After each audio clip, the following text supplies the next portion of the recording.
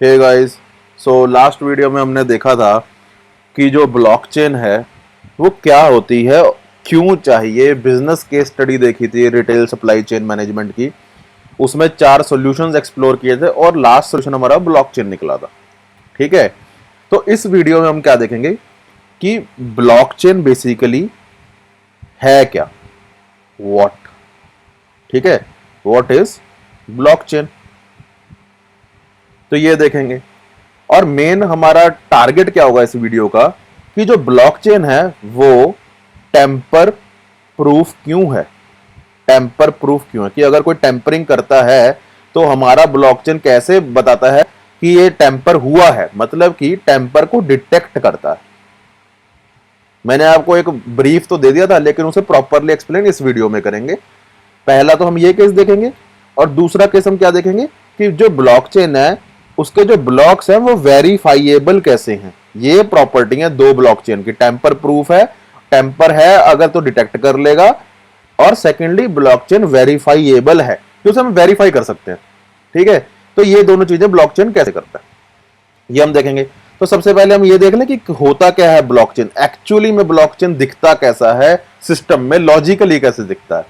ठीक है, तो ब्लॉकचेन की अगर डेफिनेशन आप नोट करना चाहें नोट कर सकते हैं। मैं इस कोर्स को ऐसे ही डिजाइन कर रहा हूं कि अगर आप नोट्स बना लें और कहीं जाके इंटरव्यू भी दें तो आपको थ्योरेटिकली और प्रैक्टिकली दोनों चीजें प्रॉपरली क्लियर हो।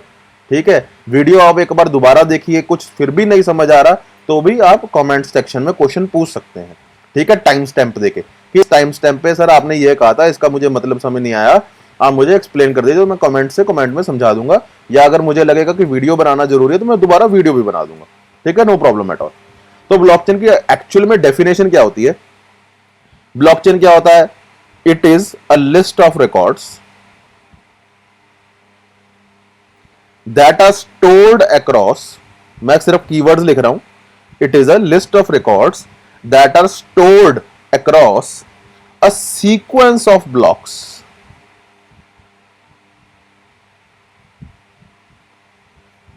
which are chained together using cryptography। क्या हुआ, ब्लॉकचेन क्या है, ब्लॉकचेन एक लिस्ट ऑफ रिकॉर्ड है, और ये लिस्ट ऑफ रिकॉर्ड स्टोर कहां पे होते हैं, सीक्वेंस ऑफ ब्लॉक्स में स्टोर होते हैं। ये ब्लॉक्स एक दूसरे से कनेक्ट कैसे, एक चेन बनती है इनकी, और वो चेन किस थॉट प्रोसेस पे बेस्ड है, या किस टेक्नोलॉजी पे बेस है, या आप ऐसे कह सकते हैं किस टेक्निकल लॉजिक पे बेस है, क्रिप्टोग्राफिक लॉजिक पे बेस है वो चेन जो इन दो कोई भी दो ब्लॉक्स को जोड़ती है। ठीक है, तो अब हम इस डेफिनेशन को थोड़ा और एक्सप्लोर करते हैं डायग्रामेटिकली। मान लो कि ये एक ब्लॉक है, ये मेरा एक ब्लॉक है, उसमें 3 ट्रांजैक्शन है 0 1 2। ठीक है, फिर मेरा एक और ब्लॉक है, उसमें फिर 3 ट्रांजैक्शंस हैं 3 4 5। फिर मेरा एक और ब्लॉक है, मुझे लग रहा है मेरी हैंडराइटिंग भी कमजोर है और ड्राइंग भी कमजोर है, 6 7 8। ठीक है, तो ये ब्लॉक्स है, मान लो ये B1 है, ये B2 है और ये B3 है, ये 3 ब्लॉक है। अब इनमें ये ट्रांजैक्शंस है 0 1 2 3 4 5, देखो ऑर्डर्ड है। ठीक है, 6 7 8 ये 3 ब्लॉक है, ये एक ब्लॉकचेन है मान लो। ठीक है, एक ब्लॉकचेन। अब हमने कहा लिस्ट ऑफ रिकॉर्ड होते हैं, हाँ जी आगे 0 1 2 3 4 5 6 7 8। स्टोर कैसे किया, सीक्वेंस ऑफ ब्लॉक्स में। ब्लॉक्स कौन से हैं, B1 B2 B3। अब कह रहे चेन्ड, तो इनमें एक चेन बना देते हैं, तो भाई इन दोनों को चेन बना दी। ठीक है, मान लो इसे कहते हैं C1, इसे कहते हैं C2, चेन बन गई। अब ये चेन कैसे कनेक्ट, किस टेक्नोलॉजी पे बेस थी, क्रिप्टोग्राफिक, तो ये क्रिप्टोग्राफिक टेक्नोलॉजी पे बेस है।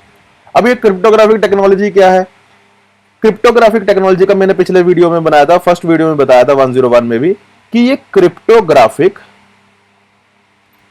हैश फंक्शन या हैश कोड, उस फंक्शन के द्वारा हैश कोड जनरेट किया जाता है।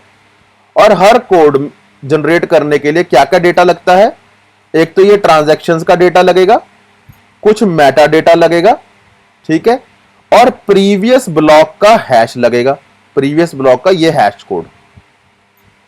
ठीक है, इन तीनों को मिला के एक कोड जनरेट होगा नए ब्लॉक में स्टोर करने के लिए। अब आपने कहा होगा सर ये पता नहीं आपने क्या बोल दिया, हमें तो समझ नहीं आया। तो एक बार फिर से देखते हैं मैं क्या कहना चाहता हूं क्लियर स्क्रीन करके। अब मैं आपको क्लियरली समझाता हूं। मान लो ये ब्लॉक 1 है और ये ब्लॉक 2 है और ये ब्लॉक 3 है। ठीक है, पहले ब्लॉक को हम बोलते हैं अपने ब्लॉकचेन में जेनेसिस ब्लॉक। जेनेसिस ब्लॉक, इसमें कोई ट्रांजैक्शन है मान लो T1 और इसका कुछ मेटा डेटा है कि मान लो कि ये ब्लॉक कब जनरेट हुआ, टाइम स्टैंप है। ठीक है, टाइम स्टैंप लिख लो। ठीक है, इस ट्रांजैक्शन को प्रोसेस करने के लिए किस टाइप का और डेटा चाहिए, तो ये सब कुछ, ये तीनों है। इन तीनों को मिलाकर सिर्फ हम B1 की बात कर रहे हैं। इन तीनों को मिलाकर मान लो T1 plus some meta data plus time stamp, ये मान लो ये तीन चीजें ही हैं। इसको कहां पुट किया जाता है, एक एल्गोरिथम है SHA-256। SHA-256 ये क्या करता है, एक 256 बिट का आउटपुट देता है। ये मेरा इनपुट था सारा, ये मेरा इनपुट है, ये मेरा आउटपुट होगा। क्या जनरेट है, 256 बिट का एक कोड जनरेट कर देगा। आप इसमें चाहे कुछ भी XYZ डाटा डालते रहिए, इसने 256 बिट का कोड ही जनरेट करना है। तो ये मेरा परमानेंट है कि जो आउटपुट है वो 256 बिट कोड की होगी, चाहे इनपुट में कुछ भी आता रहे।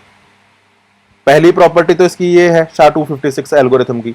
दूसरी प्रॉपर्टी क्या है, दूसरी प्रॉपर्टी ये है कि अगर आप स्लाइटली भी चेंज कर देंगे, मान लो आपने ABC लिखा और इसने कुछ X जनरेट आउटपुट किया, ये मेरा इनपुट है, ये मेरा आउटपुट है।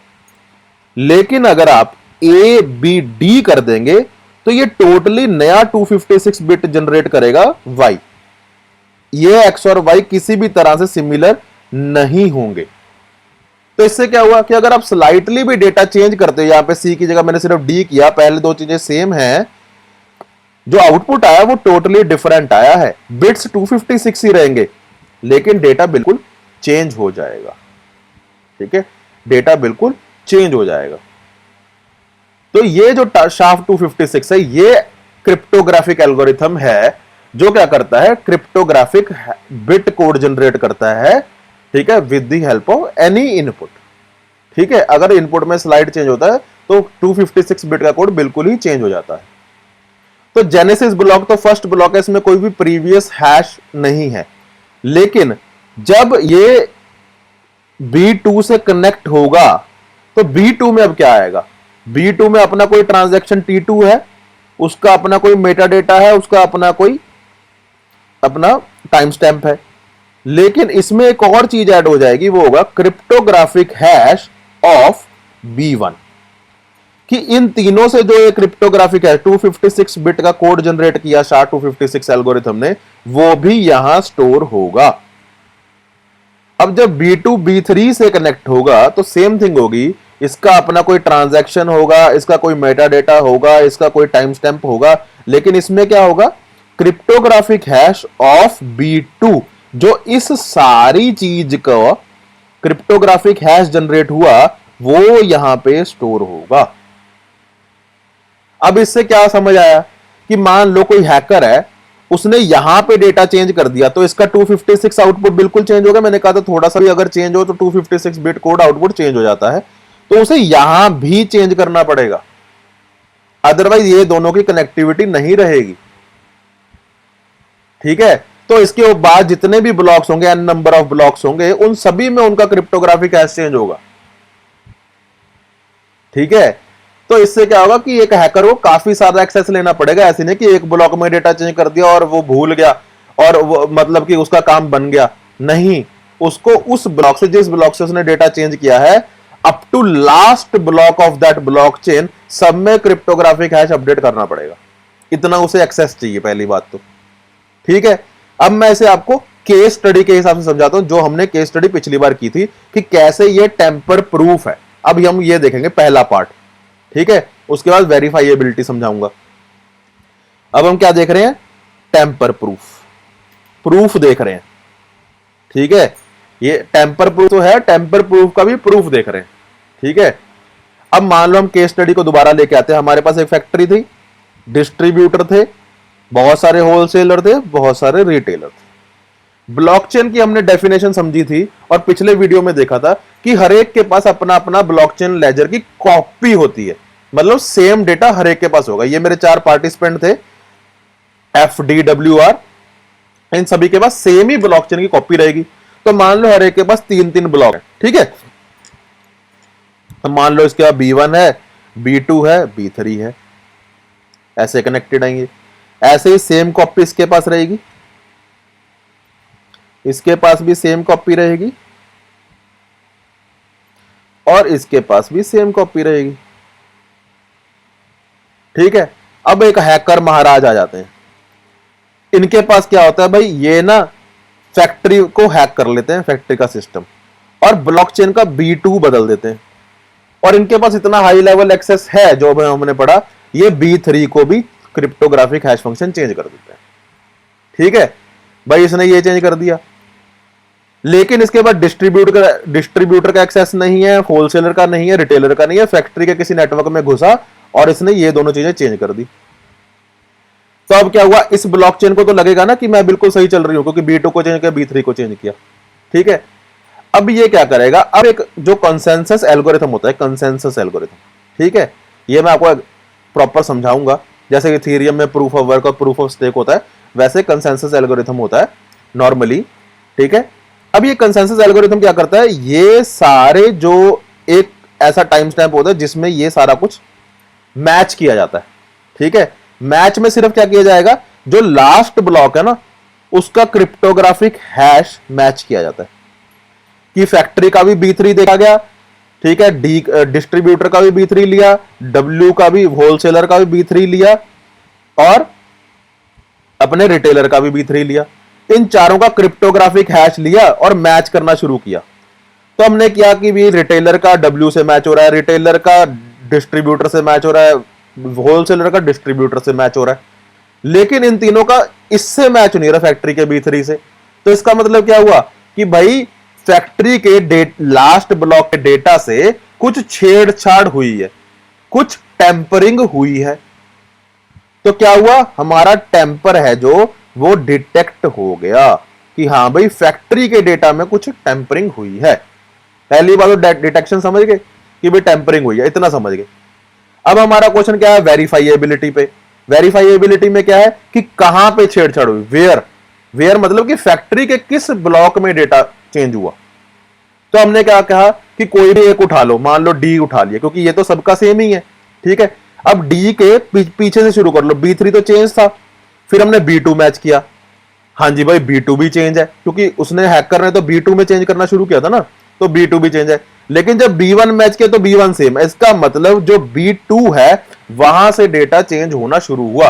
तो हमने पता कर लिया कि इस ब्लॉक से B2 से फैक्ट्री में डेटा चेंज हुआ, तो वेरीफाइएबल भी होगा कि हाँ जी डेटा चेंज हुआ, ठीक है। तो ये दो कंडीशंस थी जो मैंने आपको बताई कि भाई ऐसे ये जो ब्लॉकचेन है टेम्पर प्रूफ और वेरीफाइएबिलिटी है। तो आपको एक ब्लॉक डायग्राम समझाऊं अगर, जस्ट वेट, होलसेलर और रिटेलर ये मैश आर्किटेक्चर में काम करता है। अगर आपने पढ़ा हो, नेटवर्क में कभी पढ़ा हो मैश आर्किटेक्चर, कि हर एक पार्टिसिपेंट और एंटिटी एक दूसरे से कनेक्टेड हैं, मैश आर्किटेक्चर, ठीक है। तभी ये कंसेंसस एल्गोरिथम काम कर पाता है, एक दूसरे से मैचिंग करते हैं डेटा, ठीक है। और ये कब मैचिंग करते हैं, जैसे ही कोई नया ट्रांजैक्शन आता है, जैसे ही कोई नया ब्लॉक क्रिएट किया जाता है और उसका क्रिप्टोग्राफिक हैश जनरेट किया जाता है, तब एक दूसरे से डेटा मैच किया जाता है। इसे ही कहते हैं कंसेंसस, कि अगर कंसेंसस बनता है 50% ऑफ द पार्टीज में तो उस ट्रांजैक्शन को मान लिया जाता है। और इस कंसेंसस को बनाने के पहले कोई ट्रांजैक्शन को ब्लॉकचेन पे कैसे चढ़ाया जाता है, वो काम किसका है, माइनर का। वो भी मैं आपको समझाऊंगा कि माइनिंग होती क्या है, कैसे की जाती है और इस माइनर की क्या वैल्यू है और इसे क्या मिलता है एक ट्रांजैक्शन को ब्लॉकचेन पे रखने के लिए, ठीक है। ये सब कुछ मैं आपको समझाऊंगा। इतना आपको समझ आया, क्रिप्टोग्राफिक हैश कैसे जनरेट होती है, कौन सा एल्गोरिथम यूज किया जाता है, कंसेंसस एल्गोरिथम का बेसिक क्या है, ठीक है, लेकिन अब हम कह रहे थे पिछली बार कि ब्लॉकचेन में तो जी कोई प्रॉब्लम है ही नहीं, तो सब जगह ब्लॉकचेन इंप्लीमेंट कर दो ट्रांजैक्शन रिकॉर्ड करने के लिए। लेकिन क्या आप इस मैश आर्किटेक्चर को देख पा रहे हैं? इस मैश आर्किटेक्चर में एक प्रॉब्लम है। क्या प्रॉब्लम है? That is complexity. कि कितना कॉम्प्लेक्स सिस्टम है ये, हर एंटिटी को हर दूसरी एंटिटी के लेजर से, जो कि सेम ही कॉपी है, उसे बार बार रिकंसाइल करना पड़ता है, वेरीफाई करना पड़ता है कि कोई टेम्परिंग तो नहीं हुई। तो इसमें कितना ज्यादा रिसोर्स यूटिलाइजेशन होगा। ठीक है, यही प्रॉब्लम है ब्लॉकचेन बेस्ड सिस्टम्स की, कि रिसोर्स यूटिलाइजेशन बहुत हाई है। जब हम कहते हैं कि हम माइनिंग करेंगे, माइनिंग के लिए हमें जीपीयू चाहिए, उस जीपीयू को यूज करने के लिए हमें कोई पर्टिकुलर ऑपरेटिंग सिस्टम चाहिए, और उस जीपीयू को यूज करने के लिए हार्डवेयर यूज बहुत हैवी इलेक्ट्रिसिटी चाहिए, इलेक्ट्रिसिटी कंजम्पशन बहुत हाई है। वो इसीलिए है कि ट्रांजैक्शंस को रिकॉर्ड करने के लिए वो हमें एक high level of complex system से गुजरना पड़ता है एक माइनर को। तो रिसोर्स यूटिलाइजेशन मल्टीपल जगह पे इलेक्ट्रिसिटी की है, जीपीयूज की है, high level of resource utilisation. ठीक है, अब यही असली फर्क था प्रूफ ऑफ वर्क और प्रूफ ऑफ स्टेक में, इथेरियम में, वो हम आगे आगे पढ़ेंगे। रिसोर्स यूटिलाइजेशन कम हो जाता है प्रूफ ऑफ स्टेक में as compare to proof of work. ये दोनों ही कंसेंसस एल्गोरिथम्स हैं। किस टाइप की ब्लॉकचेन में? इथेरियम टाइप की ब्लॉकचेन। ठीक है, ये सब कुछ हम आगे जाके पढ़ेंगे। ओके, तो मिलते हैं गाइस अगली वीडियो में, जिसमें मैं आपको समझाऊंगा कि अब हम कहीं बार बार कह रहे हैं कि ये रिकॉर्ड ट्रांजैक्शन इस पे करनी है, वो ट्रांजैक्शन कैसे रिकॉर्ड होती हैं वो हम नेक्स्ट वीडियो में देखेंगे। So thank you so much.